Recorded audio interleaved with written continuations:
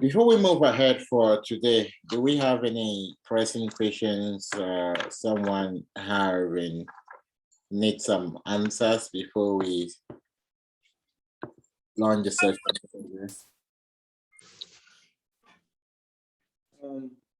I think I have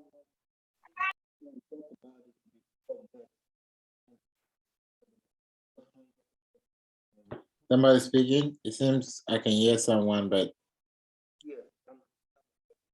oh, we can. Your voice is like really faint. Can you get me now?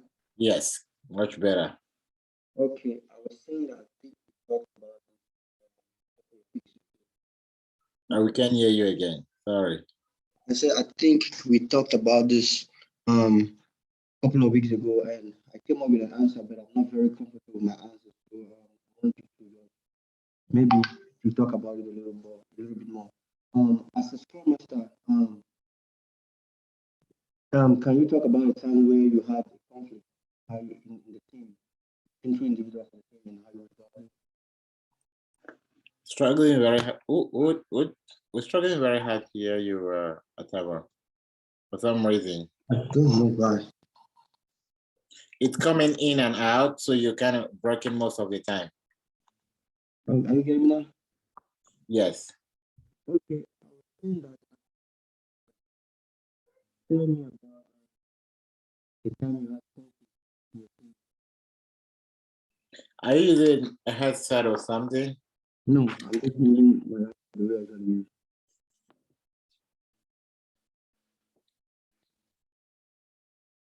I'm just writing the question. It's better now. Oh, okay. So I was saying that as a Scrum Master, tell me about the time you had a conflict in your team and how you resolved it. I think we have talked about this before, but my answer. So If somebody hear that, okay, as long as please type it on the chat box, please. okay. Type that on the chat box. I can hear that. It's coming. Then when at one time it goes back, and it seems as if it's fine. Then at one time it goes back.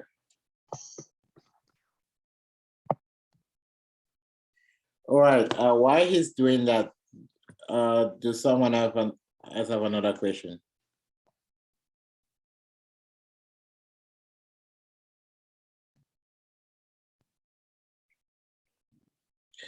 As a Scrum Master, tell me about a time you had conflict in your team and how you resolve it.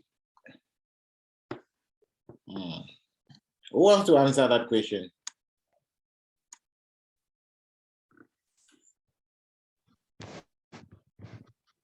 Who wants to, a time you had conflict in your team and how you resolve it? Yeah, let me try. Yeah, go ahead. Yeah, hello everyone. My name is Shogun. There was a time during a sprint.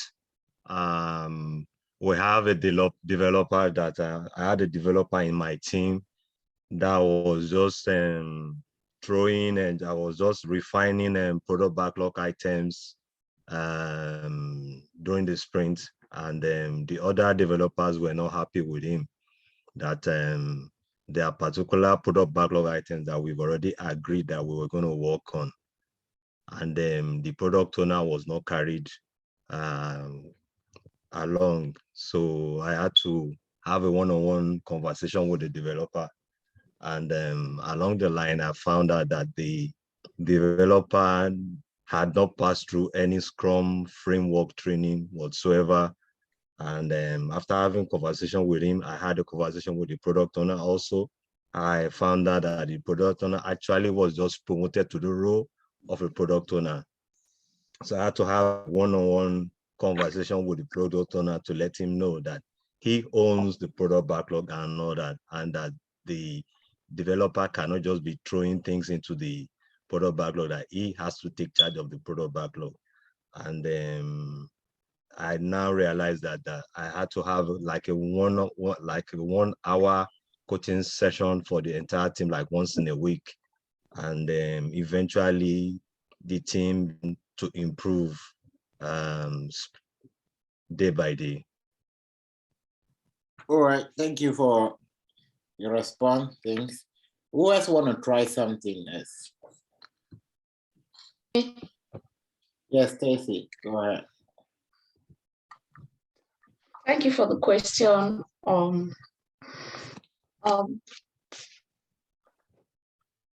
There's one team I worked with. We had when I joined that team, my previous role, when I joined that team, I realized they had a product owner that was at any time he wishes, he would just add stories during the mid-spring, and this was burning out my developers. So before I joined, it had happened for quite some time. So the developers tried to complain with the previous Scrum Master.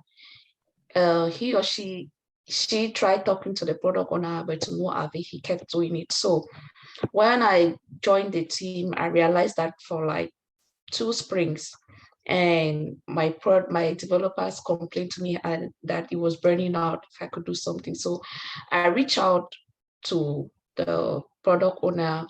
I tried to talk to him, like, though yes, Agile is all about flexibility and we're flexible to change. But sometimes when these team members have taken up work, their capacity is full, it burns them out. And I talked to him that we could do it, or not. I suggested something that we could do it, like if the customer insists that this story has to be worked with, so it's an important part of the increment that we build. We could look for an equal story size that is of less important and take it out during the spring and add that. Or if during that spring we have enough buffer time, extra time, we could do the work. So he agreed that we can talk to, we could bring it up at the retrospect and suggest to the rest of the team members. So during retrospect, I brought it up, and the developers were okay with that decision, and we're okay with that. So we decided to henceforth, that's what we're going to do. If we don't have enough capacity, we just look for a story that is not of much value for that spring. But if we do, the product owner should bring that story early enough, not towards the end of the spring, because it's really going to burn them out. Thank you. Let's take one more contribution.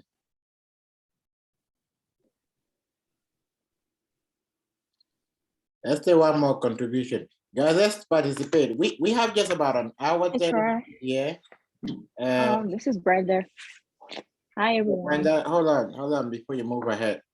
We have just an hour, 30 minutes here. It's very important for you to be present here. Most of the stuff that we discuss here, you're gonna see them come. And secondly, I always emphasize, if you're where you can put in your video, it's a plus for you. Number one, when you're giving your response, it's not only about what you say, it's also about how courageous and how you speak. So they're not just evaluating your words. So if you're not used to the camera and you're only appearing in front of the camera when you're interviewing, it's gonna freak you out. Most especially when you're within the panel where you see everyone. So it's an environment for you to practice, not just to respond to questions. All right, so make sure that you're maximizing your time here. Yes, Brenda, go ahead. Thank you. So the question again was, tell me about a time where you resolved a very serious dispute in your team. Yeah. So I'll try to tackle it a little differently. Please correct me if I go wrong. But I'll thank you so much for this question. Based on a time when I had a very big conflict in my team that I had to resolve, I'll say it's when I just joined the company, where I started my regular routine that I do when I'm still doing my paperwork and not yet on the floor. During this time, I used the opportunity to have one-on-one sessions with stakeholders, the Scrum team, and the developer, just to know the position where they are at and how I can come in to help them. And during this period too, I also find out if there were any present conflicts or difficulties that they were facing that they would need me to address first. One of the conflicts that I realized that was really burning on my team was that the product owner, even though he understood some principles about Scrum, he had not gone in, really had the basic knowledge and foundations in it, although they did Scrum in the company. So what he did was he acted on the Scrum team as though it was a Kanban team that is continuously increasing work during the sprint, even when the work that had been committed has not been worked on. So a lot of members complained about this, and they said the biggest challenge was that he always took out certain works that they had already started, thereby increasing work in progress, which is not good. And at the sprint, they always ended up with very little or no result. So I had a one-on-one session with the team members, and during our communication, they did bring up their suggestions. And what I suggested for them to do is that, given that they were a Scrum-based team and they were not using the Kanban system, it was very, very important for them to understand the basics and the criteria, the criteria that are necessary. One of them that they had to take into consideration was understanding that once the sprint has been started, the stories that had been committed to will have to go through, unless the customer, on the other hand, understanding that it's already a business environment, decides that he no longer wants that product. That's the only case where we can drop it.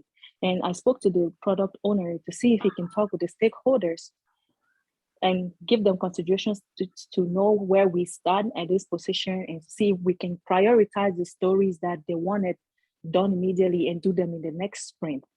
And it was due to this problem that I saw that I thought that the backlog grooming was very important for them. And then I introduced that. So we always made sure that we had a meeting every time during the sprint to work on all the stories that we had to commit to ahead of time, and even the ones that are brought in by the stakeholders. And since we did this, the product owners realized that it helped, and we already had those stories prioritized, and we had detailed information to give back to the stakeholders as to when this work will be done. As a result of that, the pressure came down, the team got more free, and we're able to work better together. Awesome. Everyone in this team is an expert. Okay, great answer, guys. This is really, really great. But if you can take my advice, you guys are overcomplicating things for yourself. Keep things simple. Now, this is a technique for you to be able to navigate through any interview without really getting burnt out. All right. The first thing is that you want to pick something which is very, very simple. And most often you need to pre-write this. So when we discuss some of these questions here, you want to pre-write it. You want to write it and you want to start practicing it as your example. As a Scrum Master, tell me about a time you had a conflict in your team and how you resolve it.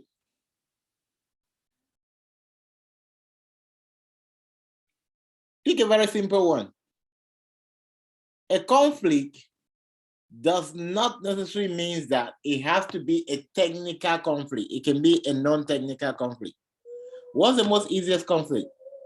The most easiest conflict is to address a conflict that doesn't engage technicality. For instance, you were talking about the product backlog and the developer adding item in the previous, or the product owner adding more item in the product backlog when it's already going, when the spring is already going.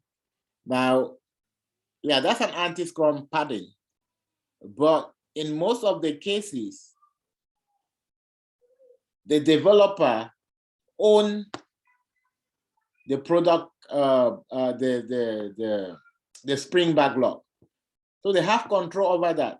So if you bring up that example, that is good, but it makes someone start questioning, okay, which company were you working on that they did not really take time to make sure that their team had a good training? So you want to bring something really common to show that, okay, your environment was like not a toxic environment, especially when you're putting your first leg in. So the most common is that you had some people in your team that were dominating. You had just few people would want to take charge, maybe during a conversation, and really suppress other people.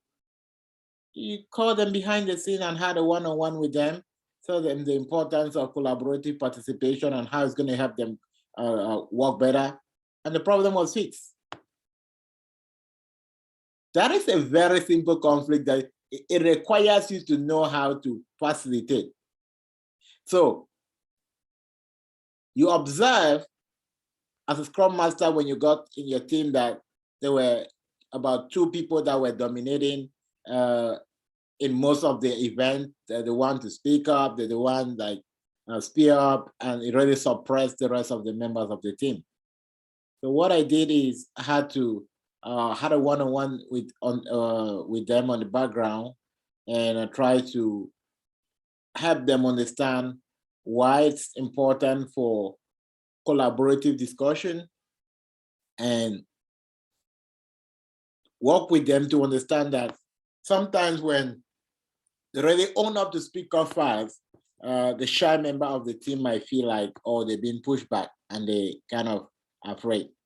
So if they could kind of play a balance and make sure that if they answer a question, maybe another one come, they might give someone the opportunity to strike it. It's going to boost the confidence of the other team members and help them learn. Very simple. Now, you want another simple example? Don't go with technical issues. Now, when you guys were giving examples about the technical issue, I had follow-up questions to ask, which means follow-up questions were just generated automatically by themselves. So if I were the interviewer, I will follow up based on your conversation. So was it a new Scrum team? Why was it? For how long has the team been explaining? Existing that they already had this, where most of the members senior developers, and was there a product manager? How soon? Why? Because the kind of issues you're bringing up are really serious critical issues that if a team is kind of operating that way, then they're working completely out of the Agile principle. Now let's look at the second non-technical example. The second non-technical example on a conflict you normally have can be a conflict of maybe event time. You can simply say, I normally really have a lot of conflict because I used to have some conflict because some of my 2 team members were sharing time with other team members. So because of that, most often they were not creating the time, to be part of our meeting, and they were using that as a conflict. They were using that as an excuse. Because of that, the planning was weighed on, the planning and most of the work was weighed on the other developer. So the other developers kind of feel discouraged because they feel like the other team members were not there. So I had to collaborate with the external team. This is a situation of external dependent in terms of shared capacity to see how we could be able to resolve the time of our event so that other team members could also participate and team members will not really feel that they kind of been left to do the work on their own. That is a conflict. That is something that can bring way people in a team. Another conflict that another idea that you could also bring forth, you can say you had one of your senior developer who was very aggressive in the way he responds, and in a way he's going to give contribution to the team. And because of that, I realized that most of the developers were shying back from asking their questions because they don't want to be kind of pushed back in the process of asking. So I noticed that this was kind of a conflicting ideas, and people started getting more reserved. They were not really speaking up. So I had to pull the senior developer in the background and coach him on some of the communication technique and what are some of the better ways to be able to get to be able to give feedback, how to give feedback. Always go with the simplest, less complicated. The shorter your answer, the better for you. All right. Except you're being given a case study exam to say, write a case study on ABC. Who else has another question? Taban, did that answer your question? Yes, that's a way better because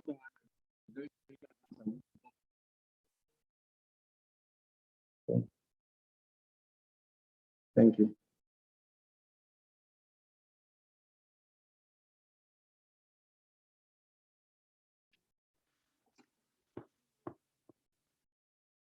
Okay, perfect. All right, great. Who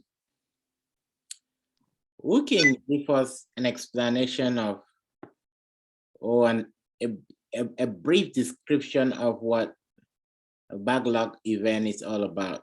Backlog refinement event is all about. Who can give us an idea? What's the backlog? What's the meaning of backlog refinement, and why is it important as an event in Scrum?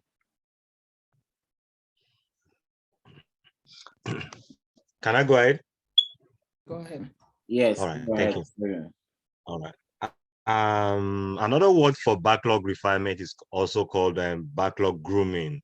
While a sprint is already going on, the importance of it is that there are instances whereby the product owner will get maybe like a new feedback from the stakeholders, and there's a need for the current sprint to be, for the product backlog items to be a little bit modified, readjusted, and all that. So that's one of the importance of the reason why the backlog and refinement meeting is very important. And it's always good that it's been done at least once or twice in a sprint. Yeah, it depends on the workload of the team. Great answer. Now what is missing is that your answer is floating. So you always have to act like someone that has been doing it. Who want to add something to that? Okay, this is Lege. I'm sorry I'm coming in late. Okay. Yeah, let me just add a little bit to what my friend just finished saying. Backlog refinement to me, to my understanding, is, you know, the detailed breakdown of stories before we move them to, in order for us to prioritize them before we move them to the spring, during spring planning. That is for every, for the developers and in fact the Scrum team that are working on the stories, for them to get detailed understanding of the item on a particular story before they know if it's even ready to get into a spring. Thank you. Great job. Okay. Is it an activity of the whole team, or can only the product owner or the Scrum Master do it? My opinion it's for the whole team. Activity for the whole team. Yeah. Okay. It's for the whole team. And how does the Scrum Master support the product owner?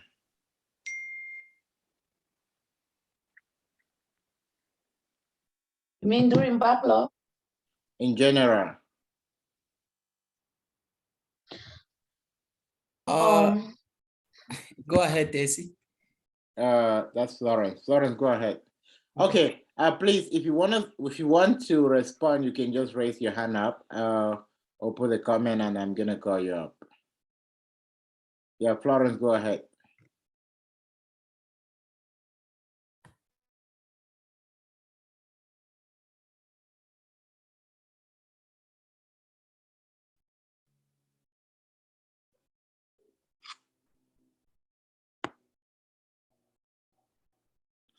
Oh, okay. Nena, please go ahead. Is that Florence or me? Florence is muted. I don't know why she's muted. Okay, so a Scrum Master can support the product owner with the backlog refinement, which we just talked about now. And we can all do that as a team using the INVEST criteria.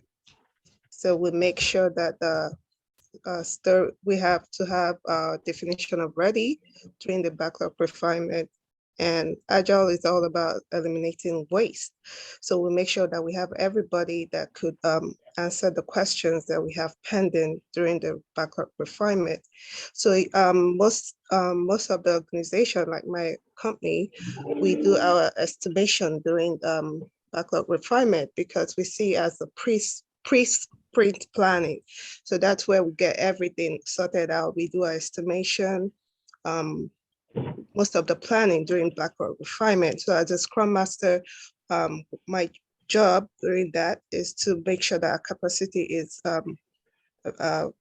available and make sure that the stories are broken down to a smaller size that the developers will be able to estimate it, and also confirm with the developers that these stories are ready for the next day, which is our sprint planning, for us to start our sprint. All right. Thank Thank you for that response. What I want to add is that you don't do detailing in backlog refinement. You don't estimate capacity, and you might do just story pointing and prioritizing, but then we don't focus on capacity. Yeah, so it's more like I would say a casual planning. Although we are having conversations, we don't want to go into so much in depth in terms of planning capacity and all of that. We just want to make sure that it's ready, which is why most often it's recommended 1 hour a week, because it's more like a quick check.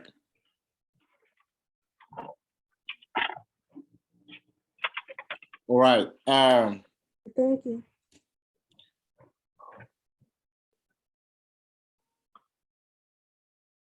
Perfect. I want us to talk a bit about backlog grooming in a bit of details. I was trying to sign into my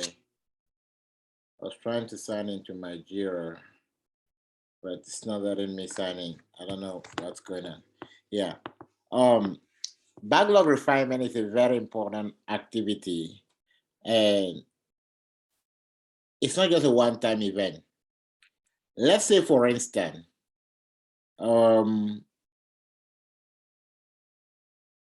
the requirements from the stakeholder change, because one of the value of Scrum is that we accept change in requirement even late. That's one of it. That's one of the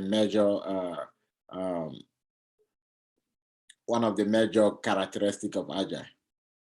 So let's say that there's a change in the market need, and we need to do an urgent swap in the way we implement our backlog.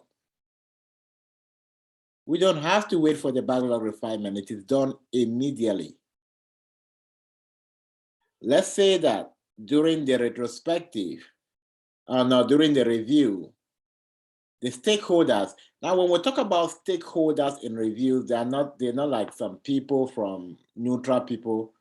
They're like your manager, maybe if you're building a software for Chase Bank or so. Most of the people we are building software from are maybe other businesses. So in almost very few cases, you will see the company inviting a neutral customer that doesn't really have any business interest coming. So when we talk about stakeholders, they're just like the people we are building the application for. And they come in and say, oh, we're thinking that this is the way it's going to be, but we need to do a complete change. At that point, we need to go back and do the backlog refinement. I just want to give a typical example of what is going on in my organization right now. This just like major transition, new hires and other stuff. And we had to cancel our retrospective meeting today because the company, one of the partner, requested the team to do an immediate demo. So they had now to start putting things together at the last minute. Now, at that point, the business value of what the customer is demanding overshadows, how do they call them? Overshadow the routine, overshadow the cultures of planning and backlog planning, refinement, and other stuff, which is the flexibility of Agile, which is why many companies are pushing their, many customers are pushing their supplier to switch into the Agile way because they want that flexibility to pull ahead. All right. So backlog refinement simply means, let me see if I can do that on this browser.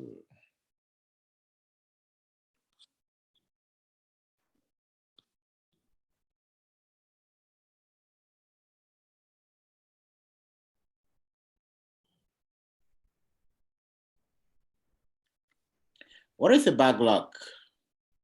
A simple but difficult question. What's a backlog?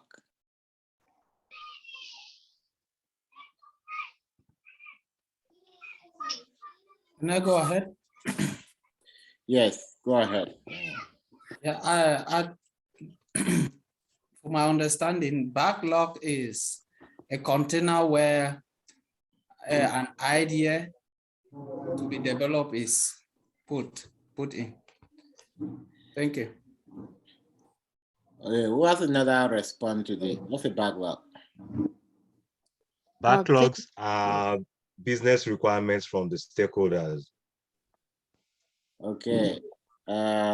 Yes, Jennifer, go ahead. Backlog is stories from stakeholders, end users that needs to be worked on. All right. What's another alternative? A backlog is a container of ideas that needs to be developed. All right. Who else? Who think gets another alternative response?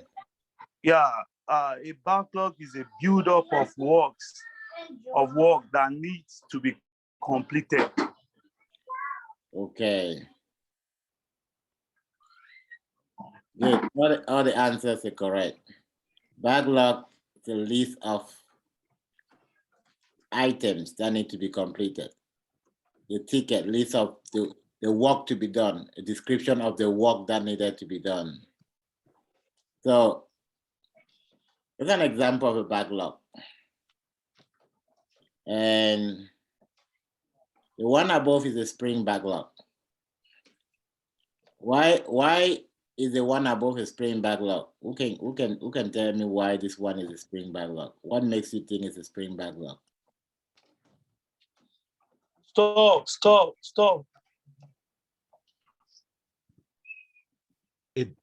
The one above it's a sprint backlog because that is what is being worked on presently.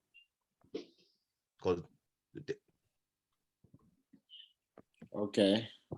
How do you know that it is being worked on presently? Okay, because from the product backlog, we moved the items that needed to be worked on, so we moved them up to this current sprint from this board I'm seeing, from the Jira board. Okay, so it's still active. Then you also see the date. Now that's an idea. That's the current sprint. Now you see, then it's a backlog. Let's consider that it's a backlog refinement meeting. Can somebody mute? Who needs to be muted? Please, if you're not talking, you can mute yourself. All right, thank you. Let's consider that this is a backlog refinement event.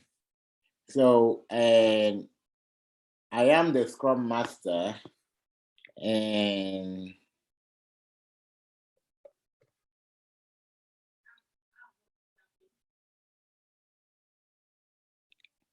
let's say Brenda is the product owner. Now, I will say, hello team, welcome to our backlog refinement meeting. We are going to take our time to see what stories could be ready for our next sprint.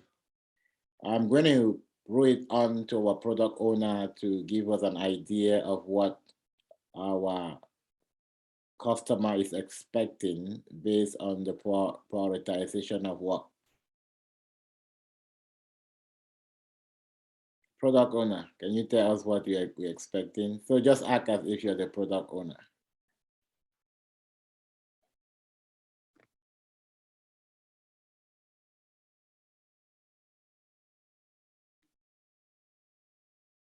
Brenda, I thought you would stand the gap for me. You're not standing the gap for me.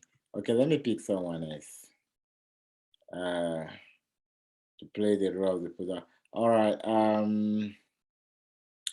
Stacy, play the role of the product owner. Okay. I have introduced the backlog grooming meeting, and I said, okay, the PO is going to tell us what are some of the expectations of the customer in the next couple of sprints. Okay, thank you so much. All right, from the stakeholders, the one story 329, story 372, story 349, and story 229 to be ready by the end of this coming spring. All right, thank you. Which means that they want us to focus on the study roundtable. Let's see. All right. So, which one do you want us to start with? Is there any preferred order you want us to start with, or we can go in another? Yeah, we'll start with story 329. 329. Sorry, 392. Oh, 392. All right. 392. 392. Let's look at what we have there. So, team, look, when she said let's start with 392, the Scrum Master owns the bot. So the Scrum Master click on it and it opens up here. Then the Scrum Master, you further click on the story number and it opens up into a full bar. So you tap on it, the smaller window is going to open. You click on the number, it opens up. And then I'm going to now talk to the developer. So, team, do anyone have any question on the criteria? Do we understand? Do we think that we can break it down into further stories, or is the description clear enough? Oh, I see there is no description. Who is in charge of this story? Team, who's in charge of this story? Can the person give us some more update on how what needs to be there and what is going to be the acceptance criteria? Who want to pretend to own this story? All right, for the sake of time. So it's just about having a discussion and having more clarity. And then the product owner can say, oh, yeah, like there's no description and other stuff. The product owner can come in and say, oh, Tim, what the customer want us to do is just to kind of optimize the view of what we already have into a carousel view so that it kind of look more attractive. And then maybe one of the front end developer can say, oh, I can do that. It means that at the description, we just want to add that let's do maybe a couple of back end cleaning, a couple of coding, and maybe give a couple of description. Who write it in here? Normally, the product owner is also having their own screen open on their own end. So the product owner does the writing while you do the facilitation. But in most of the team, they always like to push this work to the Scrum Master. So what you just need to do in order to learn how to write, to be attentive. So when you finish now with all the story point, you might now you might give a story point number, or you might just kind of clarify, then move to the next one. So when we finish this one, we click on the next story. We have a conversation, we click on the next story. We can have about maybe all the story prioritize and make sure that they're ranked. Now you see right here, This icon here shows you the priority. This is high, this is medium, this is medium. So you can be able to rename the priority. And we're gonna do estimation another day, but then this is what backlog refinement is all about. All the items are already in there. And we could come to backlog refinement, we could say, hey team, JP Morgan want us to clear out all the work and deliver by next week. Then it means that we are going to deal only with stories that are attached to JP Morgan. So we now come and they're not normal. We're going to now rename them as critical. How do you rename them as critical? See, on this statue, if you click on here, all of them have a parenthesis. I can change the statue. You see, minor, all block, I can be able to change the statue of the story. So it's very important for us to be able to understand how to do with this. So in a nutshell, that's all about backlog refinement or backlog grooming. Do anyone have a question about that? Yes, Dr. Francis, I still haven't understand how the Scrum Master helps the product owner in the backlog grooming. Okay, that was the question I asked, right? Or like what I'm talking about here. Are you referring to the previous question I asked or what I'm talking about here? What you're talking about and the previous explanation, I haven't like really understand the role of the Scrum Master in a backlog refinement. Just what I'm doing. I was acting as a Scrum Master. The Scrum Master shared their screen and the product owner said, we are starting with story this, and the Scrum Master clicked the story. And the Scrum Master asks the team if they have a question, if it's clear enough, and the team have a conversation over the story. For instance, if I ask it's clear enough and I realize that Emanuela is the only one speaking, I'll just call name. Okay, Nena, what do you think? Taban, what do you think? I'm just gonna call name, right? Just to make sure that everyone is participating. So what I was saying, which kind of, I think where you might be, I was talking about adding description that this is normally the role of the product owner. But sometimes the Scrum Master might want to help the product owner just right if the team is at that point adding more information to the description. You, the Scrum Master, can just put that down, or you can just tell the product owner, please, can you update this story on your end? All right.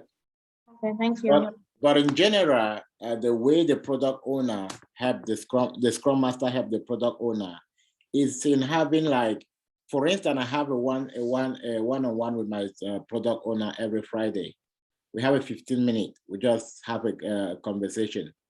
Is that something we can talk about? What do you think about the next spring? Do you think that our developers are happy and others? Because both of you are more like at the coordination. You want to kind of build that personal relationship with the product owner as well. Because if you're not in the team, or for some reason your computer doesn't work at the last minute, one of the easiest person to reach to cover you is the product owner, to shadow you as the product owner. All right. Understood? Yes, thank you. So we now see the backlog refinement of the backlog room. All right. Now, when it comes to interviewing, it's not just about understanding the details and talking about it. It's about also personalizing it. It's about also the leadership aspect in it. So the way you're able to present yourself as a leader matters a lot. What do I mean by presenting yourself as a leader? A leader is able to quickly switch context and quickly kind of come back to another context and really be adaptable and flexible. You need to be agile, okay, if I were to put it that way. And what exactly do I say you need to be agile? For instance, if we're talking about backlog refinement, and I asked the question, can you tell me a bit about backlog refinement? Normally, you might know that, oh, backlog refinement is about making sure that we have the story ready, right? Now, as a leader, sometimes you might not even give a direct answer to that. I might be able to say, oh, wow, that's a great question. Let me use a practical example here. Let's say that Joy is about to attend a wedding in about, has 4 weddings to attend. Each wedding is in a month. What she want to do is that she probably want to go in her closet and kind of try to sort out in the order of the gown, the party gown she's going to wear during each of the wedding. Although the weddings are still ahead, she's just making sure that things are getting set for her to hit the road. That's an example of backlog grooming. So grooming is just about making sure we have things ready way ahead of time so that we're not embarrassed or we're not surprised. You see? So don't just only speak Scrum, be able to, they like it when you can also switch context. But if you cannot switch context, stay with what you have, right? But if you can switch, try to apply the knowledge. What do you mean, switch context? What does that word mean? I guess maybe use like a real life experience to make it relatable, like you know it. Yeah. Like I was saying, they could ask you, what is the meaning of backlog grooming? You say, oh, I just want to use a real life example. Let's say that you have an event to go and there are about 5 events, but maybe you're going for one now. While looking, you just want to make sure that maybe all what you need is ready ahead of time before that event comes, right? That's just a scenario. That's what is going on when you have a backlog event. Oh, okay. Thank you. So you're flexible. You're free to go out of context. Okay. But when you're tied to, oh, maybe what I'm saying is right, maybe what I'm saying is not right, it becomes a bit kind of, you're tense. And you have that fear of not saying the wrong things. And you might really kind of not really operate well when you are in that state of mind. So when you finish with the prioritizing the backlog, the Scrum Master now move those items to the sprint backlog? No, when you prioritize, they remain in the backlog. Backlog grooming, we are not moving anything out of the backlog, guys. We are not moving anything. We're just looking at it and making sure that everything is okay. It's just the same as if we come to the backlog grooming refinement event and we realize that the entire backlog has been prioritized, then there's nothing we are changing. So it's just we checking, we're not moving. The only thing we can do is to maybe add more flesh or kind of reassign priorities. And then if we need to break down some story, we can break them down. So in actual sense, when this is done, it's waiting for the next sprint to come.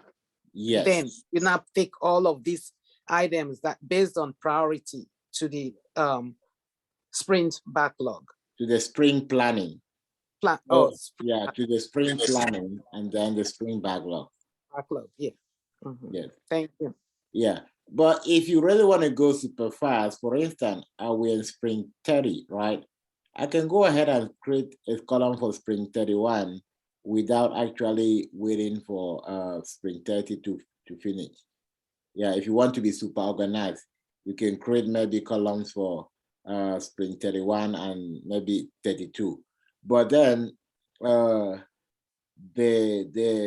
disadvantage also is that if we have maybe our priorities really changed, then you have to come and cancel what you have to pull out every stuff now in the backlog. So it's always good to create your sprint backlog immediately when it's really the right time to do that. All right. What's like your biggest challenge I want to address some real context. I can before I go to start asking questions. I'm not answering any question again. I want to understand. I want now. This event is structured for you to be able to imagine what you feel like if I could know this. When you ask something that you don't know, and I let 2 or 3 other people practice it, it becomes easier. It becomes easier for it to stick in your mind. So this is the right place to ask your question.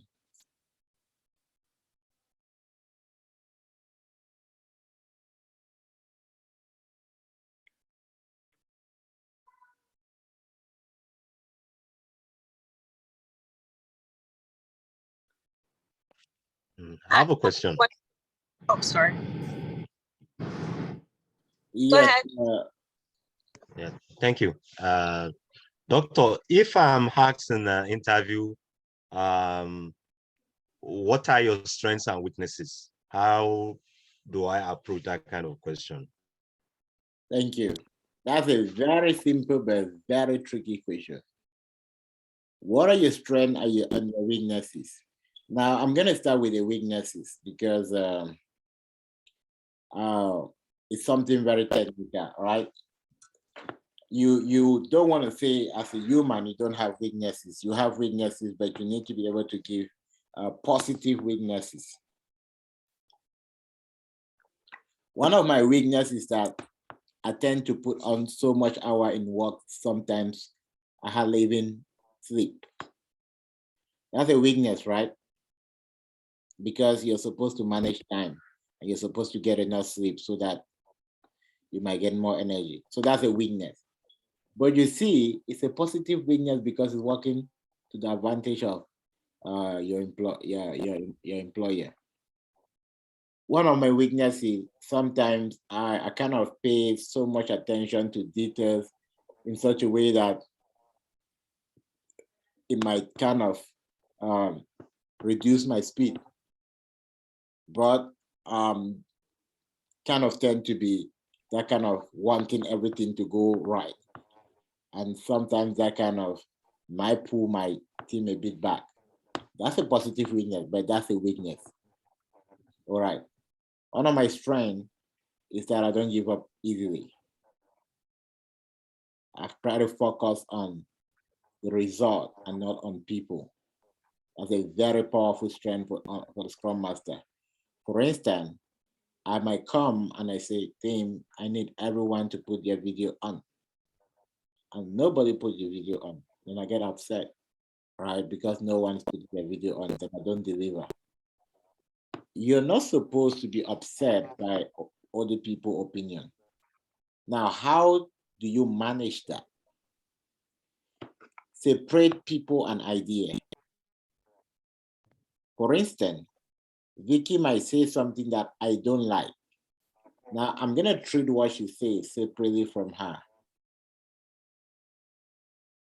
That's a leadership quality which, if you can have that, you'll be a really good leader because you learn how to work with people.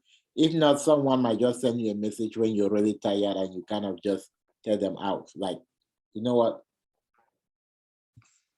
You get to that point. But when you understand that, I separate ideas and people. That's a very powerful point, which many leaders don't have. Immediately they're upset. They don't want to see anybody. But you're that kind of leader, even if you're upset, you don't pay attention to that. You separate people from the idea. All right. Thank you. Brenda, you had a question. Yes, I have 2 questions actually. Yes. Someone asked me though. The first one is, as a Scrum Master, we regularly say we're teachers, we teach, we coach, and we mentor. What is the difference between them and how well does it apply to Scrum? And the second one is, what is business agility and how would you use business agility for the growth of our company? Okay. A Scrum Master, we teach, we coach, and we mentor. All right. I like to use, I teach, I coach, and facilitate. I use those three a lot. I don't like mentoring. Why? Because the first, well, why I won't use mentoring. The first reason why I would not use mentoring. Mentoring is like you are more advanced than someone in that field and you're mentoring them. But the goal of a Scrum team is not to mentor others, is to facilitate their work. Now, only a senior developer can mentor a junior developer. Now, you, the senior Scrum Master, can mentor a junior Scrum Master. That's mentoring. But you cannot mentor an Agile team because you are a non-technical person, they are a technical person. So the first thing I want to say is I teach, I coach, and I facilitate. What is the difference? Teaching is more like a skill. I can teach you how to communicate, right? I can teach you. It means you don't know at all. Like maybe you're new to the Scrum environment, and I say, "Hey, Elena, what are your updates?" And you don't know how to use the format of a daily stand-up, which is yesterday I was working on this, today I will be working on this. I don't have impediment or I have these challenges. If you don't know that, I'm going to teach you how to use the daily Scrum format in order to do your reporting, right? So you teach Agile, you teach Agile culture to the team. Facilitate is different from teaching. Facilitate is just coordinating and making sure that it is working well. Coaching is about you already have it. I just need to put you. Everyone in here already have the capability of becoming a Scrum Master. What is my role? I'm coaching. I'm pushing you. You can do it. You're putting yourself in an environment where you're constantly being pushed to do that. I'm coaching, but I'm not doing it for you. So that's the difference. Now you might, teaching comes in when it's something new. It's a new skill they need to learn. So if it's a new skill, you're teaching. If it's something it's in them and you want to only create an environment and push them to do it, you're coaching. So you cannot coach you cannot say you're coaching your kid how to read. No, you're teaching them why say new skills. But you can coach them how to play basketball because they have the ability. They have the ability to do that. So you might just create an environment where they can already do that. But if they don't know at all, first you need to first teach them before you coach them. Facilitate is about event. You're coordinating, just like you're the MC, right? You're the MC on occasion, you're facilitating on occasion. Now, I think your first, what was your next question again?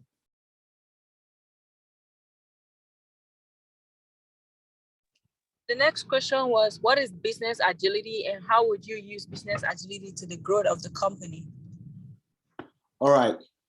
Business agility simply means the ability of a company to adapt in change, to adapt in a fast changing environment.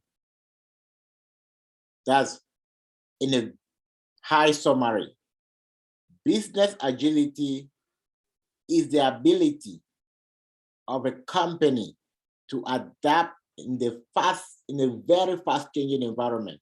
What are they adapting to? They're adapting to the need of the client. How am I going to use business agility to coach my company? Now, because of the fastest changes that are happening in the society, in terms of technology, in terms of the need of the client, every business needs to be agile in order to adapt to the shift that is happening in the marketplace. And that is why implementing the Scrum framework help us to be able to get those fast feedback in shorter cycle, learn, improve, and then adapt to the fast changing environment. As simple as that. Don't go beyond that. Go beyond that, you complicate yourself. Are you satisfied with your answer? Yes, thank you. All right. Who else has a question? Or I should ask my own questions.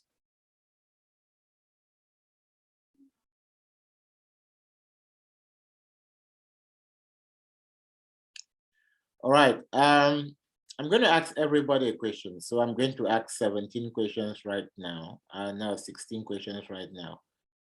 And I'm going to start from the top of my screen. And Nana, this question is for you. All right. You're just joining a new team. And the previous Scrum Master that was in the team told them that it was okay to skip some of the Scrum events. And it has become a culture and they were really comfortable with it. And you're joining the team with that news after talking to a couple of developers. What is going to be your next steps to start coaching the team or to start working with the team, or what's going to be your plan of action to take up that team? Okay, thank you very much for the question. First of all, as a Scrum Master, it's not my duty to enforce anything. So we're going to do a retrospect and meet the team halfway. I cannot come in and just change things. So I have to understand their level of maturity and their mindset. Agile is a mindset you can't enforce and you can't change adults. So we'll have to have a retrospective and agree at least to meet halfway. And I'm going to suggest to them that we can at least start with one and see how it goes. And with time, we can add more of the activities. And that's where, as a Scrum Master, I'm going to try and also tell them the importance of each of these ceremonies. So that's what I'm going to do. Thank you. All right. Feedback to that question. So I'm going to ask 16 different questions. Who left the group? Somebody just left. You don't want to answer the question, okay? All right. So now the first thing is that even when you know that you're not responsible, don't say it out vocally. It's just that you're like, oh, you're shifting away from a blame, right? Like, oh no, this is not for me. Remember, Scrum is about teamwork. So when one person fails, the entire team fails. So it might not be your responsibility to make any major changes, but because you're part of the team, you want to suggest on what to do. Instead of saying, it's not my responsibility, you can say, I will coordinate with the manager to make sure that this happens. So refining your language, don't disclaim. Now the second thing, okay, based on that perspective, what is going on is just the fact that if they were missing up, the first thing, what I expected you to do is first of all to identify the problems. Thank you very much for that question. If this has been going on, it means there are some of the Scrum practices that are missing. But being a new person in the team, it might be early for me to come and start changing what is going on. So my first step would be to really take time and build rapport with the team members on what they feel, on on what they feel, get their feedback. And this is a practical example. I give this practical example because the team I'm working with had the same issue. They had no reviews, they had no retrospect. They were just doing their circles, they close, they push their story, they do, they close, they push their story, and they were kind of going. So when I came, and they had a Scrum Master. So when I came, the first thing I did is that first of all, I had a meeting. When I came, they said, "Oh, can you take on facilitation?" I said, "Oh, I want to observe for the first week." So I had now, I scheduled a one-on-one meeting with all the developers. All right, let me show you something very quickly here that's going to help you, especially for those who are very close to their job. So most of the companies are going to use Outlook, right? Many people, you're familiar with Outlook. Just don't read my messages. I just want to show you something. Now, if you go right here, you see on Outlook, if I click on this tab, let me move this. If I click on this tab right here, I go to my messages from the company. If I click right here, I go to my calendar. So if I look at, now it's showing me around 6 o'clock, I don't have any activity. If I go to Wednesday 27, every time, okay, this is a trick, guys. It's a big plus for you guys. As a leader, you want to always make sure if your first meeting is not starting at early in the morning, always block these hours for your focus time. You might have a bit of time to sleep and gain some time, right? Why? Because if my manager says, "Can you put a meeting in can you put a meeting for me between or my manager wants to book a meeting for me?" This is a typical example. I had a meeting with my manager today. It was on the 26th. Let me see. Yes, somewhere here. So he was looking for a time to book. The only time that was kind of available was somewhere here. So he had to come after this period to book a time. But if my calendar was open in the morning, maybe he's going to book before I wake up on the morning. He has booked a meeting at 8. Maybe he just want to make sure this guy is on his desk by 8 o'clock or something. So always make sure you block this stuff. But if I want to have a meeting, let's say this is a calendar, but I want to have a meeting with my manager tomorrow, I don't need to call him and ask him when he's available or when he's not available. I just need to, let me see, what's this? Okay, I think it's, I just need to come here, see at the top, and I can create a new event. New event, I can say meeting, meet up with teams, with my team. If I create calendar, if I go to add people, let me see. If I try to add my manager, it's going to suggest, you see, it suggests all the period he's free. Now I can schedule a meeting with him at this period he's free. I can schedule a meeting with him at this period he's free, right? So if I go, let me pick another person from my team and I want to schedule a meeting, it suggests the time that person is free. So if you're a Scrum Master, maybe your manager or somebody say, "Can you schedule a meeting with me tomorrow?" Don't say, "Oh, what time are you available?" Just go and look up. If I want to add another person to the calendar, it's gonna suggest when everyone else is free. If I add a third party to the calendar, it's going to suggest a new route when everyone is free. You see, it keeps shifting the time. So that is how you organize, you do meeting scheduling.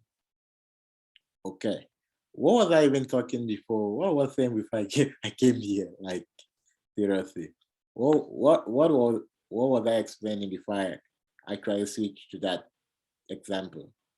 But I hope that was helpful though. Yes, you were talking about building rapport with your team members first. Yes. So yeah, that's the reason. Thank you. So I can go on the calendar. I first of all talk to them. Hey, James, do you want to have a meeting with me? Just kind of looking to build. When I meet with them, I'm just having an open conversation. But guess what? You can have an open conversation without talking about what is going on in the team. So within my first week in the team, I already knew that, my manager most of the time is going to come to the meeting very grumpy, but don't bother, that's him. Let that not bother you. Or this person is going to give you work at the last minute, don't bother, that's him. Okay, so you see all of those updates coming up.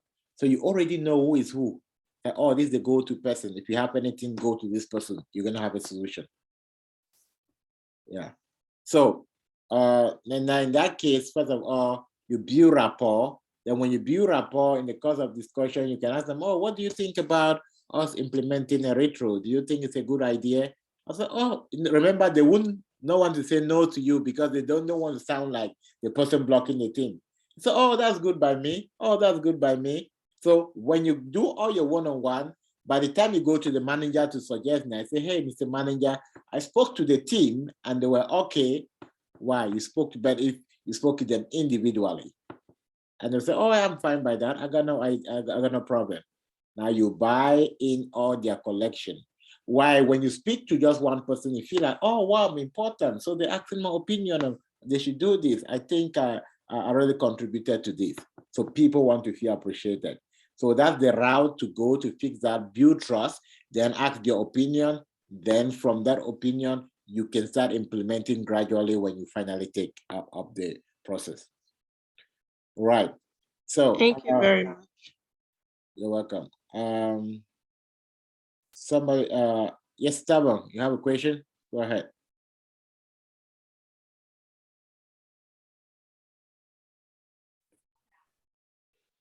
All right, the next person on my screen is Shegu. Shegu, now this is a question for you. One of your developers is always complaining that he needs 1 more hour to clear out the story when the spring is about to end. And you realize that this keeps happening over and over again. What is going to be your action? As a Scrum Master, if I have that kind of issue with one of my developers, I'm going to try to have a one-on-one conversation with him and then try to see if there's a way, there's a need for him to be helped, or maybe he needs to be retrained and all that. I'll try to really talk to him to get to know what is going on. Why is it lagging on his job? And if there's a need for him to be retrained, or if I have to bring in some other developers to help him in pair programming, we'll do that. All right, thank you for that question. When you ask situational questions that are really tricky, sometimes it's not even about the question. Sometimes they just want you to identify what is going on. So you might say, if he's always asking for the time, maybe 1 hour, maybe there's someone that needs really close follow-up. So probably we want to follow up with him always a day before the last day, so that he can have his 1 hour the previous day. Right. That's one way to do that. Also, in the question, it says always happening, which means that it is definitely not something that is just happen once. You realize that this is always happening, right? It's not a matter of training. He doesn't need training because he just need 1 hour to finish up. He will finish up, but he's always asking for extra time. So it's an issue of time management that he is dealing with. So call him behind, help him with some tips on how to manage his time, and always probably ask him to submit a day, remind him to submit at least a day before. All right. Atabon, this question is for you. Hopefully we're gonna be able to hear you very well now.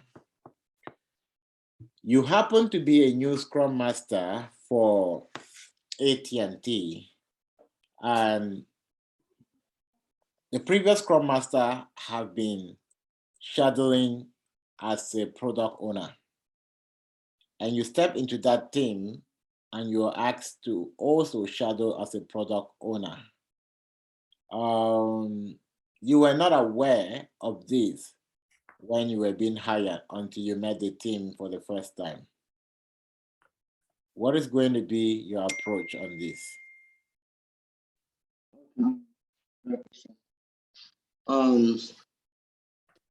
First of all, the Scrum Guide advises us to have a product owner and a Scrum Master, and there's a reason for that. But again, Scrum is very flexible.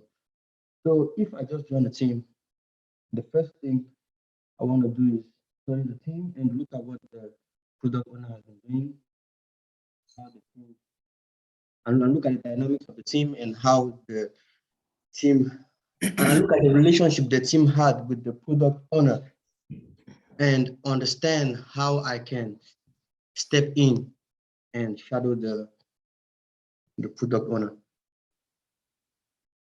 Okay, which means you're going to do it. Yes, which means I'm going to do it. All right.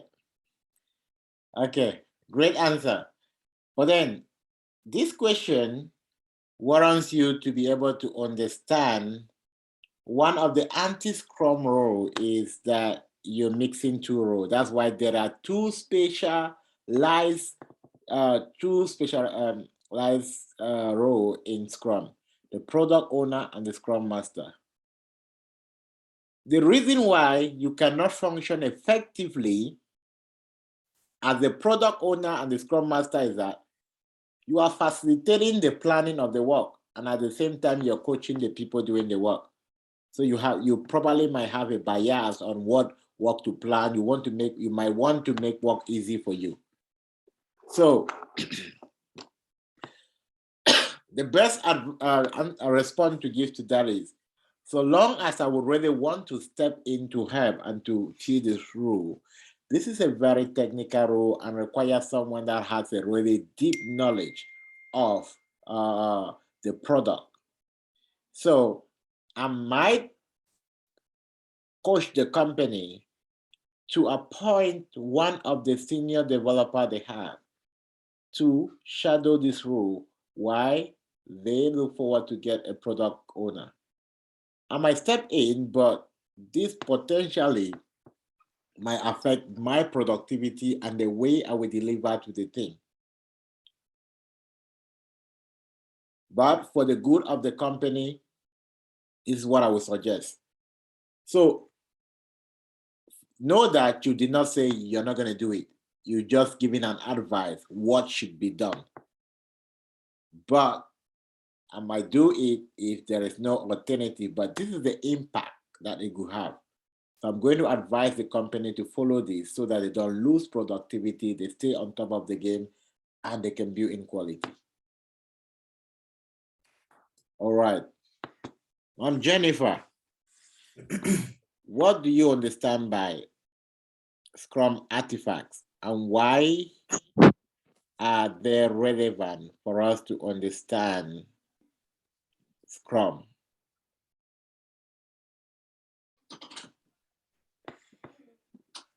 Thank you for that question. I understand Scrum artifact as transparency, inspection and adaptation, and incremental. That is where, that is what I understand. That is all I can remember right now. I'm not sure. Okay, you just named the Scrum pillar: transparency, inspection, and adaptation. Those are the three Scrum pillars. Artifact. When you think about artifacts, always think about reports. When you hear the word artifacts, always think about report. And report simply means that what? If your child bring home a report card, it means that what? It's a documentation of something. Progress. So what are the different documentation in Scrum? Or we have the backlog. That's an artifact. It's a documentation of item. We have the screen back, the bend down chart. We have the bend up chart. And we also have the increment. The increment is the product that has been built at the end of the sprint. So when you ever think about artifacts, think about a report, but now more like a report card, something showing you, item showing you, describing a particular aspect. Very simple way to memorize that. Okay, perfect. Thank you. This question is for you. All right. What would you consider the most important aspect, the most important aspect in Scrum, and why? Well, thank you for that question. Talk about what would I really consider as the most important aspect in respect to the event or in Scrum. Okay, Scrum. So with regards to events, all the events are important. But I'll pay attention to inspect and adapt, the retrospective. Why? Because in the retrospective, that is where we tend to inspect our processes, our tools, and come up with action items that can help us improve on every sprint. And I'll also look at transparency. I'll look at communication. I would like my Scrum team, I would like to have a Scrum team that is transparent and open to each other, because with transparency, we get to understand what each other is doing, and we're able to track the work of, track our work and see how I'm moving towards the sprint goal. Okay, Stacy. Now this is the first thing you miss out. You did not pay attention to my question. Okay. What? Okay, so yeah, what you explained is all correct, right? In an interview, I wouldn't follow up, but then it just gives me an indication that you were not really paying so much close attention. Because my question was, what would you understand the most important aspect in Scrum? But then you kind of just switched to just the different event. So the first part was for you to identify what is Scrum all about, right? Now look at the big picture. Sometimes some of the questions just require you to be less logical. Don't always be too logical. I like the flexibility, the fact that it just gives allowance for people to be flexible and the fast learning environment. I like that aspect. I like the fact that it's well structured and help team members to predict and not get surprised on what to see in meetings and all of that. I like that aspect. Remember, short and simple. All right. Jessica, I'm not sure you're able to talk. Okay, let me go to Joy. Joy, your product manager asks you to coordinate the recruitment of new engineers into the organization or into the organization. And this is really taking up your time you could use to improve the goal or the output of your team? As a Scrum Master, what will you do?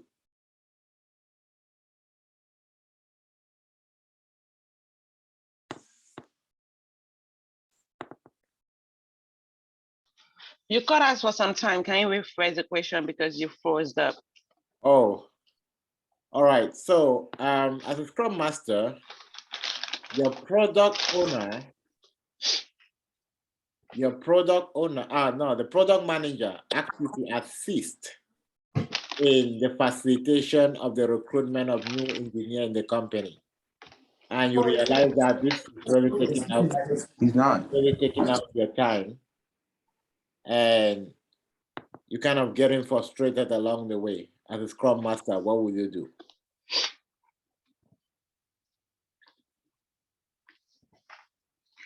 Well, as a Scrum Master, I will advise the product owner of the implication of me having to take that up. But then again, I'm keeping up on, I would do it, but I will advise the product owner on what tasks the team have at hand and what I'm supposed to be doing, my work role is, and advise the product owner on what could happen if I have to do that and how it might create some discrepancy between the my job role with the team and what I'm doing. But I'll do it. Okay, great answer. Now, this is I'm just giving the answer you give is right. This is what I'm doing, Tim. If you can pick I don't know the game behind what I'm doing. I'm trying to put you in different situations and see how you respond. I can't hear you. I can't hear you. Oh, hello. You're breaking up. Can everyone else hear me? Am I breaking up a lot? I can hear you. We can hear you. We can hear you. Yeah, I can hear you. Yes, I can hear you. You're not breaking up. Okay. Maybe it's a network. All right, perfect. Yeah. So the reason why I'm trying to bring up different scenario is for you to know that you can be asked questions that are like, I wasn't expecting this.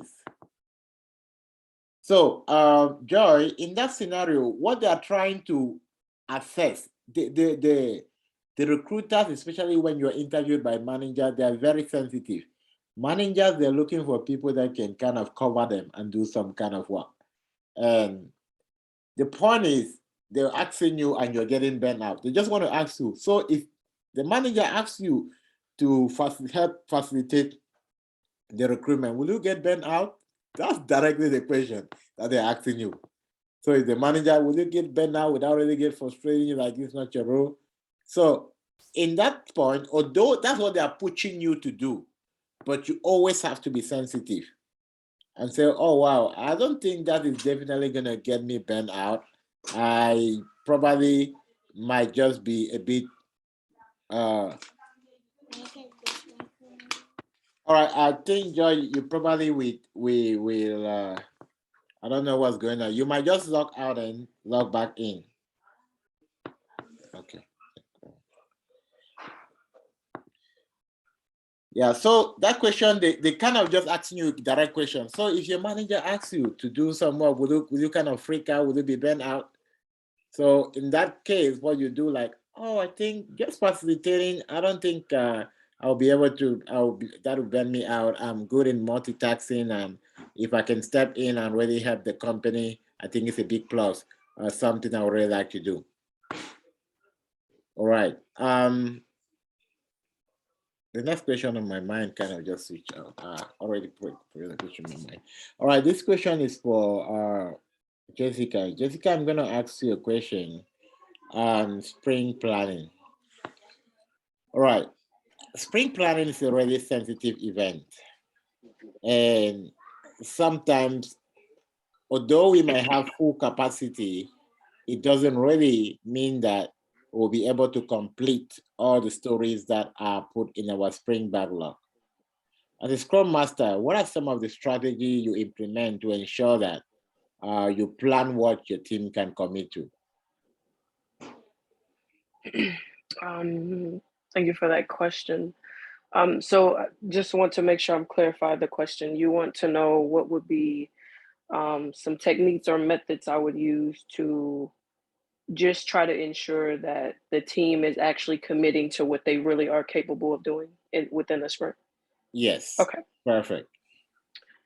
So as a Scrum Master, I would. That's a really good question. Give me 1 second, I think.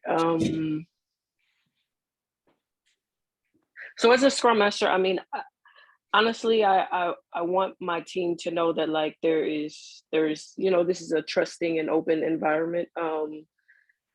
So I don't want to obviously do anything that would make them feel like I was kind of going behind them or checking on them, but at the same time I want them to feel like I'm there for support. So I mean, I would just simply during the sprint planning maybe just ask clarifying questions, like after each person is kind of going and they're committing to what they plan to do for the remainder of the sprint. I might just ask like some additional questions like, hey, are you sure you have everything that you need? Like, is there anything that you might need from the other team members, or is there anything that you might need maybe from me? Like, I guess maybe just confirming with them that they are sure that they're able to do what they're committing to in the sprint planning event. Yeah, great question. Thank you. All right. Also, let's look at the context. When you're being asked a question, the first thing you want to look at, why would they ask me such question? What do they want me to kind of get out of this question?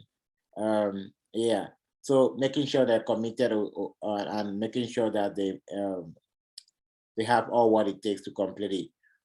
You might want to kind of take an advanced step and say, oh yeah, I think it's possible that we might not really finish what we plan, and one of the reasons might also be an environment where there's not really collaboration and openness. But as a Scrum Master, I try as much as possible to help my team members to be very open in their communication, so that if something is going wrong, they can really kind of speak out. And this has really helped me as a Scrum Master make sure that my team is open. When they kind of feeling overwhelmed, they can tell me. And with this, we have always been able to complete at least 85 to 90 to 99% of our stories all the time. This is going to help you. Look at the 5 Scrum values. Most of the questions that you're going to ask are going to be talking about transparency, inspection, adaptation, commitment, openness, and in general, all of these have to bring trust. They're going to be resolving. So if you can have the 5 Scrum values and the 3 Scrum pillar, all of that, the house help to build trust in the team. If you can have that and kind of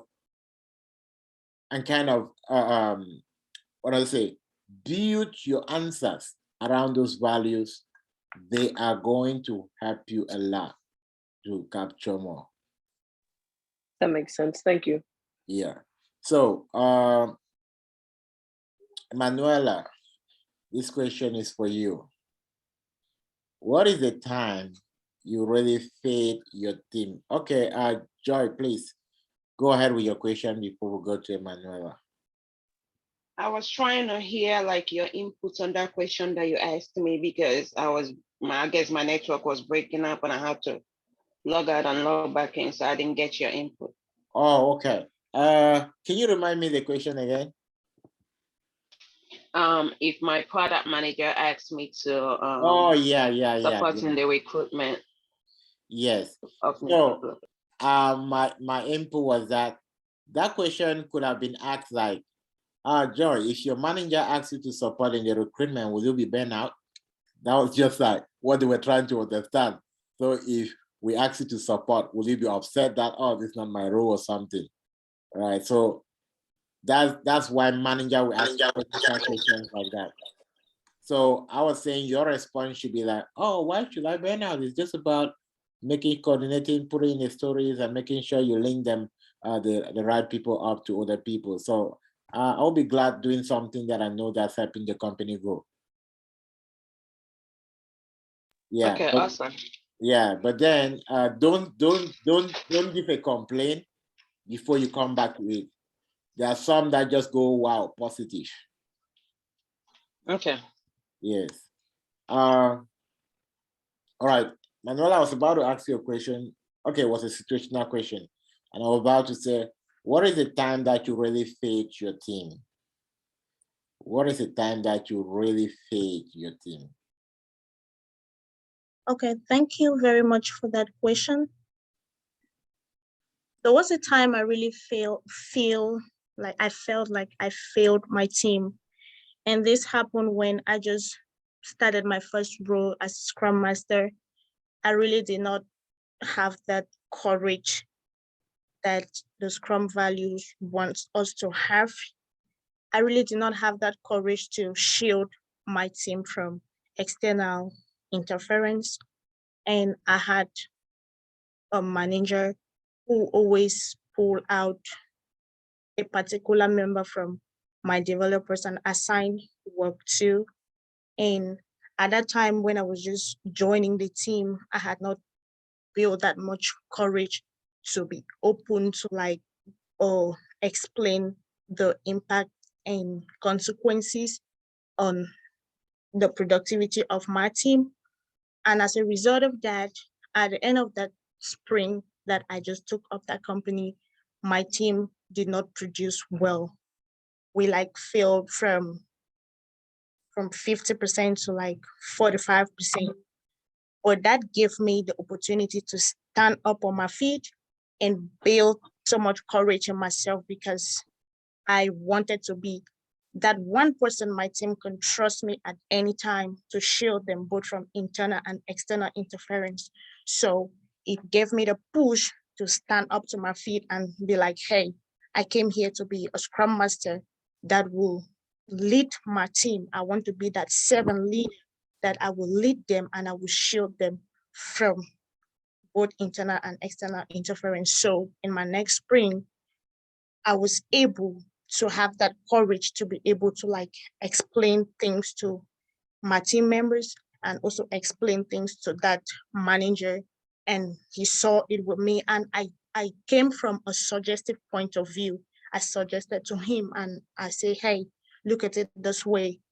What you're trying to do, in as much as it is important, I want us to like talk with the product owner so we can put this in the backlog and we will reprioritize it and see how we can work together with it, but give this team member some time so we can work and come out with the goal that we are focused on the spring.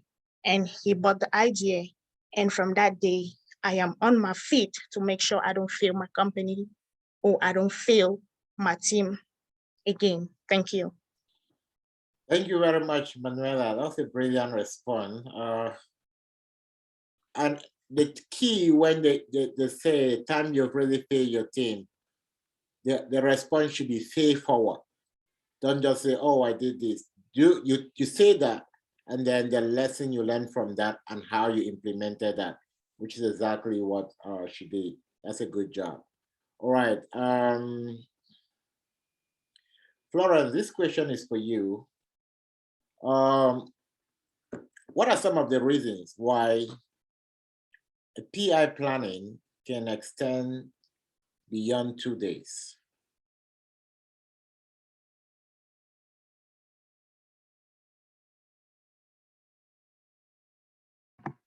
Thank you for that question. I think a PI planning can extend beyond 2 days because we are dealing with safe, lean, agile, which is flexibility.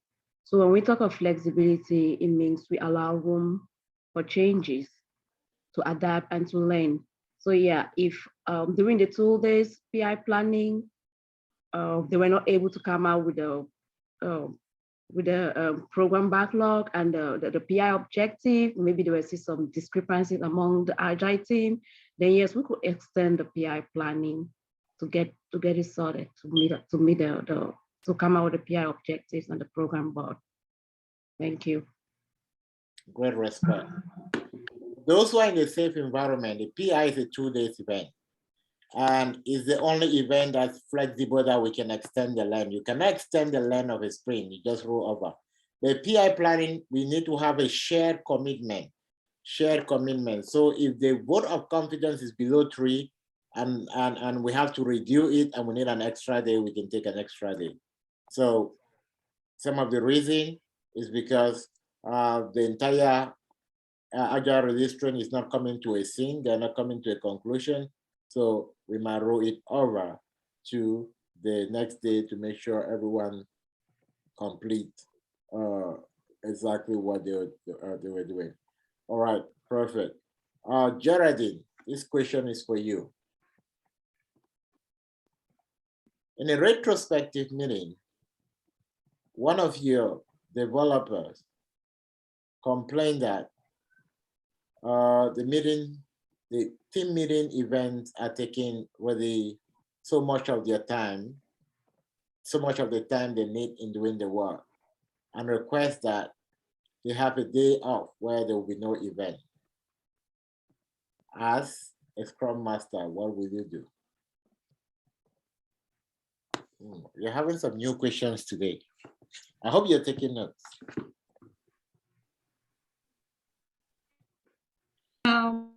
Please, can you come again?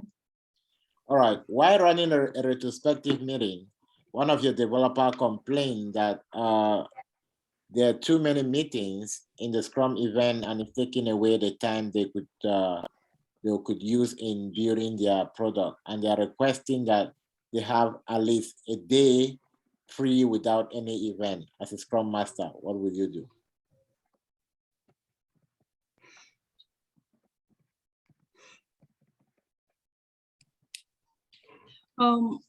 As a Scrum Master, Scrum recommends us to keep pace with time. That is, to carry our events out in such a way that they maintain a constant pattern. So I will ensure that we try to manage this time in order to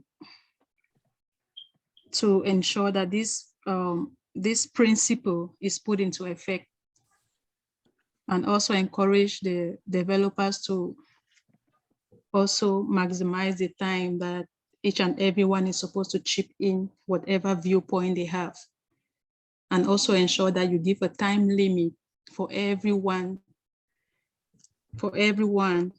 to raise their ideas during this meeting so that we can maximize the time and keep that constant pace.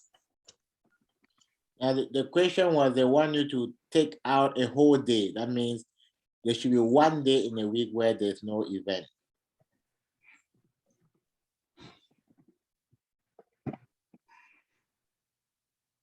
All right, let me help you. Is it possible to do that? This is now for the whole team. Is it possible to do that? What thing is a yes? What thing is a no? No. No. No. No. No. No. Okay. Yes, it's possible to do that. It's possible to do that. One of the things that you want to do for your developers is to give them time. In most of the safe environment, there's a day without no stand up, nothing. They give the day to the developer. So it's possible to do that. Now, what you would do is that now they recommend daily stand up every day, but it's a culture, especially in the safe environment, because of so many events about many organizations give their team a day, developers a day off. In my organization, Fridays, they don't schedule any other meeting apart from daily stand-up. And sometimes we might just give the developer, you don't need to come to the daily stand-up, just chat in your result in the teams, and that you're good to go. So it's called time for the developer. So, but then you will not want to answer yes or no. You will say, Scrum recommend we have daily stand-up every day. But if this is the concern of the whole team and we all evaluate and see that this is not going to affect productivity, then we can pick a day where there is no major event apart from the daily stand-up.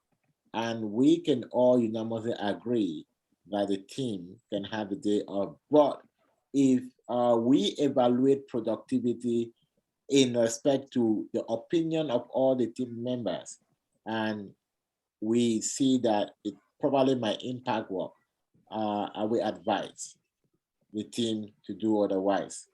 But before we ever do this, we also make sure that we consult the management. I will talk with the management. I give the pro and the cons based on the discussion with my team before I move ahead. So it's possible. All right. Brenda, this question is for you. All right. Has there been a time when you cancel any of your major events as a Scrum Master, and what really happened?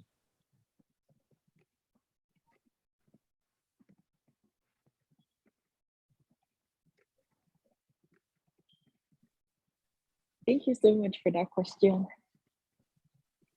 Yes, we have encountered a time where we had to cancel one of our major events that we do run. And that was the backlog grooming. Can you guys hear me? Yes. Because I said that for me, you're moving your face a lot. So there's been a time where we have canceled one of our major events, which was the backlog grooming.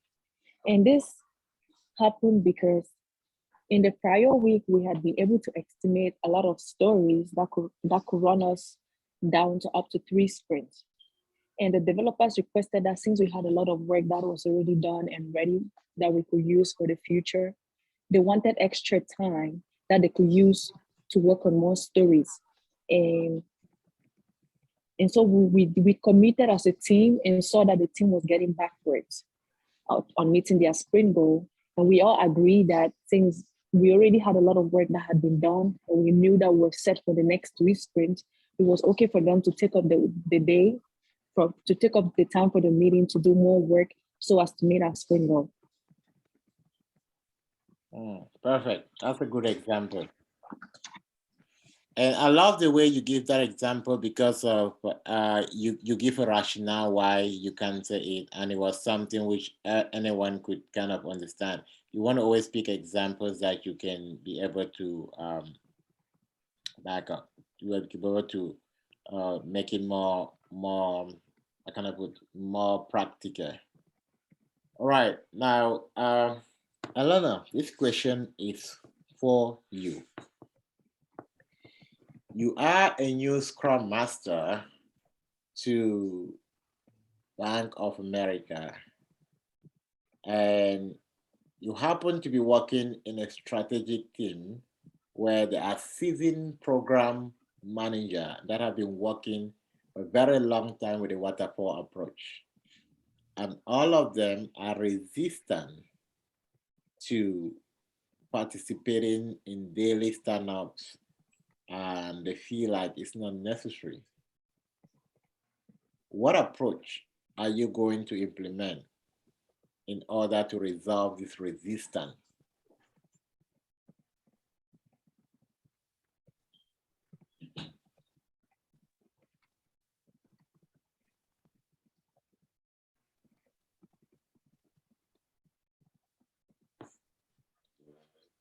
And are you there? All right.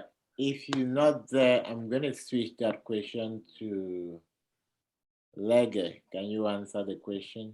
Sorry, did you ask me? Was it me? No, it was Elena. Oh, okay. Thank you. Okay, Lege is here.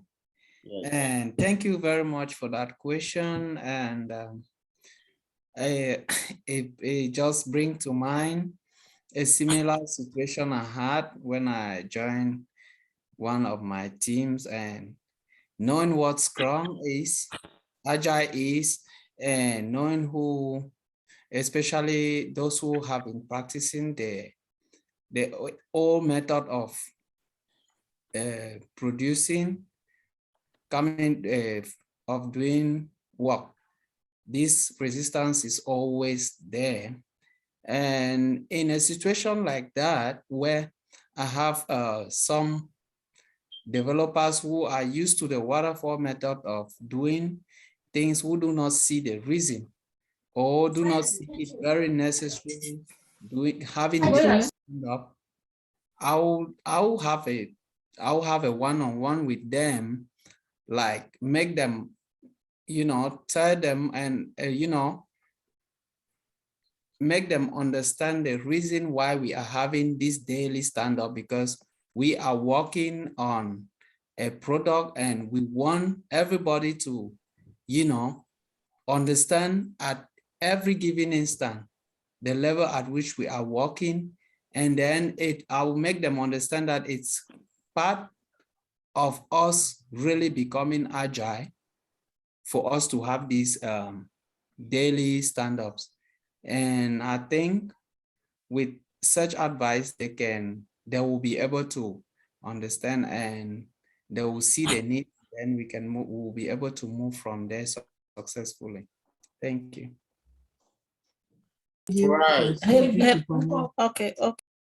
Yes, Elena, you want to respond? Yeah, I'm sorry, I have a lot of noise at my background because family is over with me. If I could hear you well, I didn't get the question very well, but I don't know if it's like if there are conflicting situations between agile, project management, and hybrid. Yeah, more like mindset thinking. You're working with managers that are resisting the agile way of doing stuff. How will you help them to buy agile principles? Yeah. Okay, what I will do, I will calmly explain to them the importance of, first of all, I will tell them what agile principles are, the basics of agile principles, and the importance of adapting to them. And then I will also explain to them why it is imperative that we should implement it. I think if I do that and talk to them in a nice and calm manner, they're going to stay with me on the importance of adapting to the changes, like showing them the benefits of the organization that is going to bring a lot of growth and flexibility and like overall increase in productivity. Okay. Thank you for your response. They're all right, but then let's look at the scenario. This is a leadership question. Remember, they are leaders. They are seasoned program directors. One of the things you want to really be conscious of as a Scrum Master is that when you get into organization, you're still managed by management. You're working in the Scrum team, there's no management at that level. But the managers at the top level, they can manage you. I'm just giving a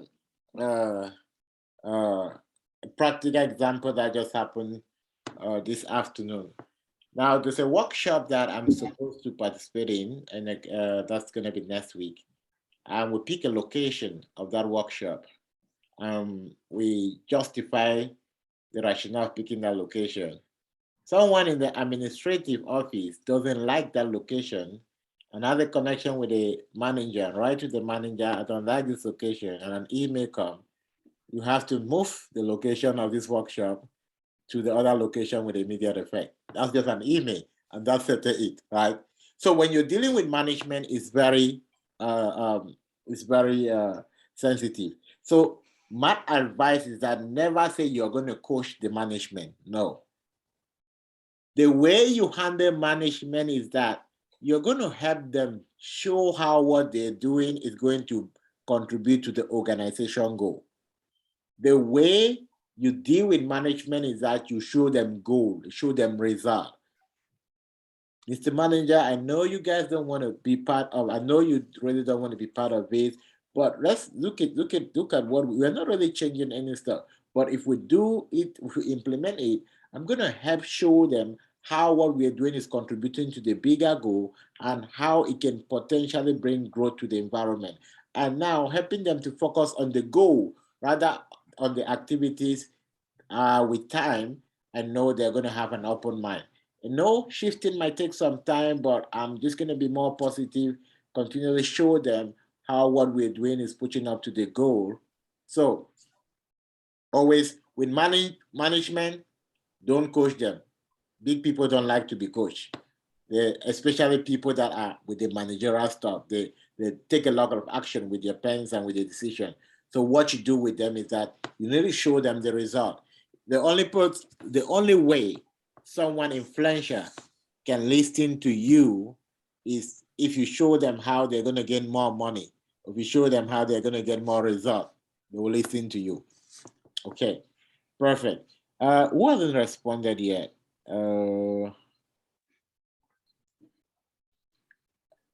I think everyone has.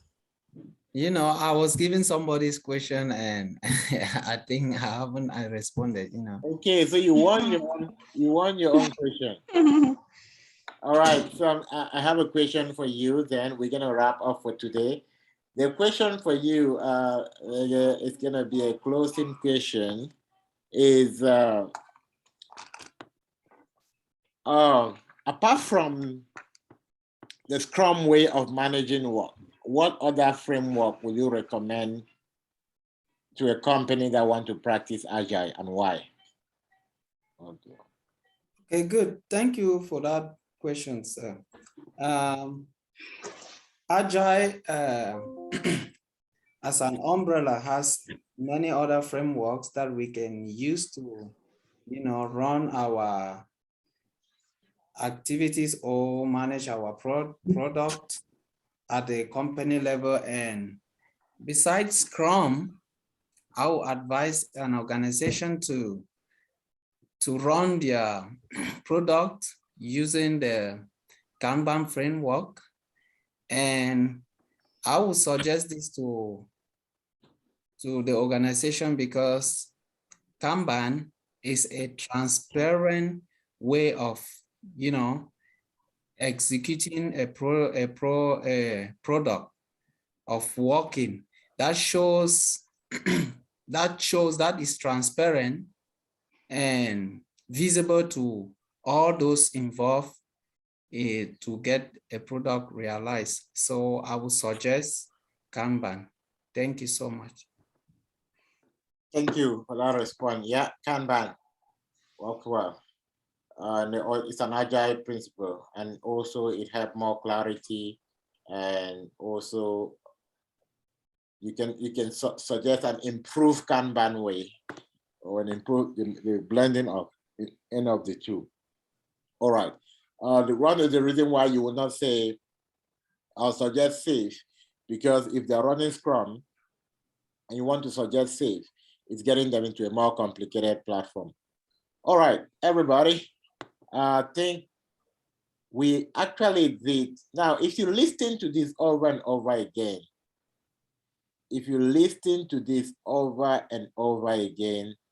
I'm not sure the question that will baffle you in the interview. Now, if you listen to this and there's still some specific stuff you don't understand, reach out to me with specific stuff that you don't understand, and I will take the time to work with you. There is definitely no reason why we should not be really doing great. Very few people have this space to do what we are doing. Yeah, to get a whole complete in-depth of getting all the analysis coming forth and back. So this is really an opportunity that you should maximize. Now, for the next 2 weeks, please don't send me a text, send me a WhatsApp. I'm going to be out for the US for 2 weeks, but I'll be connected on WhatsApp. We're going to run all our meetings. We're not canceling every meeting. We're in a global world, so no matter where I am, I still have access to internet. And it's not going to affect the way we work. Instead, it's going to improve the way we work because I'll be away from the kids. So I'm dropping one activity. So I probably might have time to do more responding and more other stuff. Although my days are going to be longer because I'm going to implement a workshop. So I'll have like 2 shifts of the day, but I'm going to do everything possible to make sure I respond to everybody as fast as possible. And if you send me a message and I don't respond, know that I'll respond at the end of the day. I know there are a lot of people that have been sending me messages back to back. It's been for today. I'll respond at the end of the day. I was trying to do a COVID test and run a couple of stuff, so it's been a hectic day. But I'll make sure I respond to anyone that sent me a message earlier today before the end of the day. All right, and we're going to share the recording. I'll do upload the recording and make sure we have it available for everybody. Thank you very much. And if you're having an interview and you need us to have a one-on-one, if you have that information early on time, please let me know as early as possible so that I can create time. The days are getting more busier. So, but then a promise for every member of the team is to get full attention.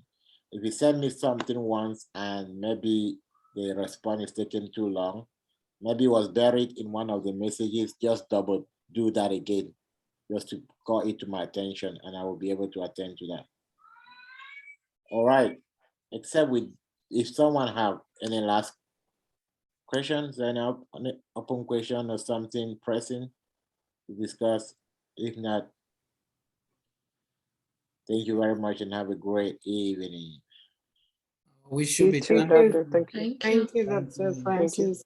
Thank you, Yeah. Dr. Francis. Thank you. All Bye, right. Thank everyone. you. We appreciate it. Thank you. Bye, everyone. Bye.